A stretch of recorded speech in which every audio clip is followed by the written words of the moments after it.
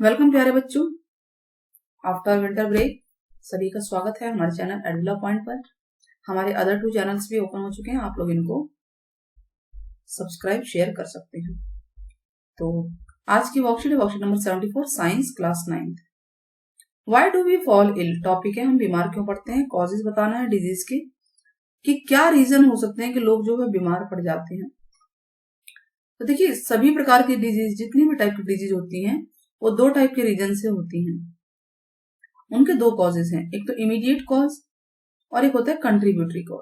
Immediate cause क्या होता है? इट इज प्रोमिनेंट रीजन, यानी जो मेन रीजन है when disease causing microbes, mycobacteria हमारी बॉडी में घुस गए डिजीज फैलाने वाले, और वो मेन रीजन हो गया बीमारी फैलाने का।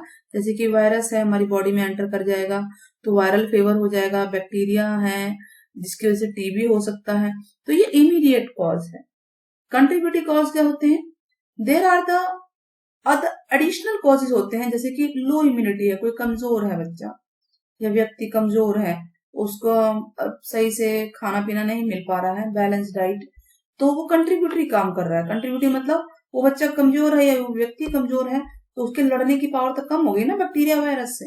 And add up the chances of acquiring disease, अब उसके चांसेस ज्यादा बढ़ जाते हैं बीमारी को एक्वायर करने के, है ना, बीमारी उसको जल्दी लग सकती है, जल्दी बीमार पड़ सकता है। फॉर एग्जाम्पल माल न्यूट्रिशन, यानी खाना पीना कम है, पोषण तत्वों की कमी है, में कंट्रीब्यूटेड कॉज ऑफ डायरिया, जिसकी वजह से बच्चे को डायरिया हो जाता है। पुअर इकोनॉमिक कंडीशन हो सकती है उसकी, पहला माल न्यूट्रिशन है, पुअर इकोनॉमी यानी घर में पैसे की कमी है, जिसकी वजह से माँ बाप अपने बच्चे को ठीक से बैलेंस डाइट नहीं दे पा रहे हैं, और ये रीजन हो गया माल न्यूट्रिशन का। ठीक है, या पर्सनल हाइजीन की भी ध्यान नहीं रख पा रहे हैं, कम्युनिटी हाइजीन का ध्यान नहीं रख पा रहे हैं, साफ पीने का पानी नहीं मिल पा रहा है, तो ये सारे कारण डायरिया के जाते हैं। किसी भी बीमारी के 2 कंट्रीब्यूटिंग कॉज, 2 कॉज होते हैं बच्चों, एक इमीडिएट और एक कंट्रीब्यूटिव कॉज। क्लियर हो गया? चलिए अब आगे बढ़ते हैं कि नेक्स्ट क्या है, इन्फेक्शियस डिजीज क्या होते हैं। ठीक है, इन्फेक्शियस डिजीज और नॉन इन्फेक्शियस डिजीज में क्या डिफरेंस है। तो देखिए वर्ड से पता चला, इन्फेक्शियस डिजीज मतलब वो बीमारियां जो एक से दूसरे को फैलती होंगी, उसे कहते हैं इन्फेक्शियस डिजीज। अब एक से दूसरे को कैसे फैलते हैं, जैसे अभी कोविड का चल रहा था, मास्क पहनो, डिस्टेंस मेंटेन करो, क्यों कहा जा रहा है ये सब करो? क्योंकि कोविड एक इन्फेक्शियस डिजीज है। ठीक है, तो नेक्स्ट चलिए करते हैं कि infectious disease are caused by external reason, कोई बाहरी रीजन से होते हैं बीमारियां। एक्सटर्नल रीजन जो है कुछ भी हो सकते हैं, वो एजेंट्स हो सकते हैं। इन्फेक्शियस एजेंट्स जो है इंक्लूड करता है 4 काइंड ऑफ यूनिसेलुलर माइक्रोब्स, यानी 4 तरह के जो माइक्रोब्स होते हैं, छोटे छोटे बैक्टीरिया, माइक्रोवायरस जिसे बोलते हैं, वो 4 टाइप के हैं और वो बीमारी फैलाते हैं। अब वो कौन कौन से हो सकते हैं?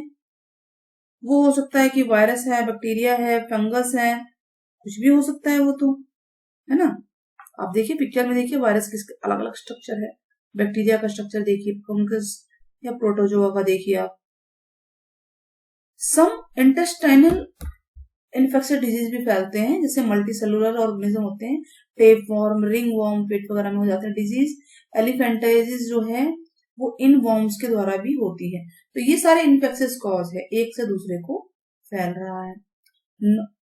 ठीक है, तो ये दोनों ही अगर देखें तो इमीडिएट कॉज है, जिसके 2 टाइप है, इमीडिएट कॉज के 2 टाइप है, पहला तो इन्फेक्शियस और एक non infectious.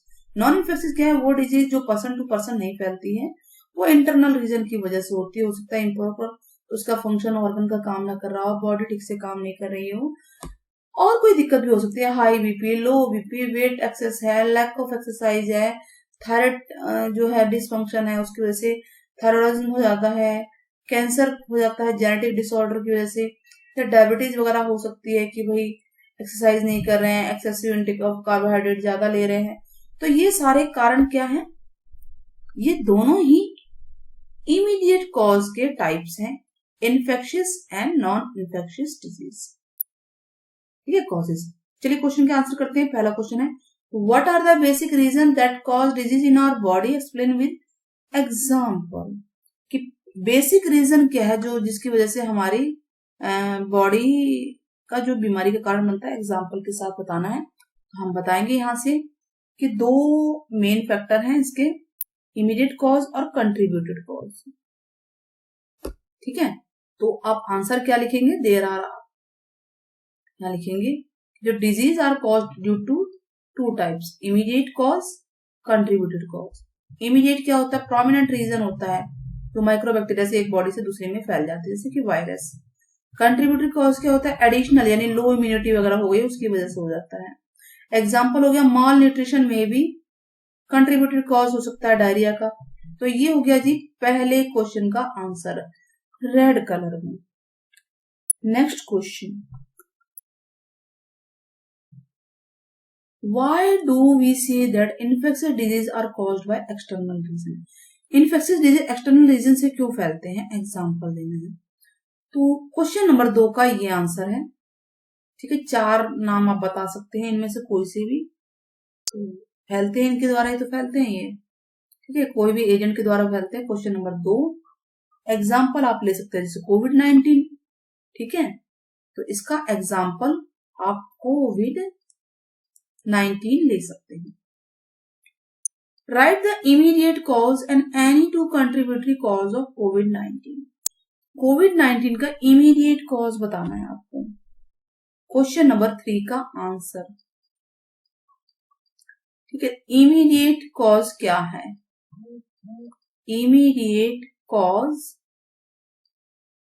Of covid is, immediate cause तो वायरस ही तो है, कोरोना वायरस है ना, कोविड वायरस।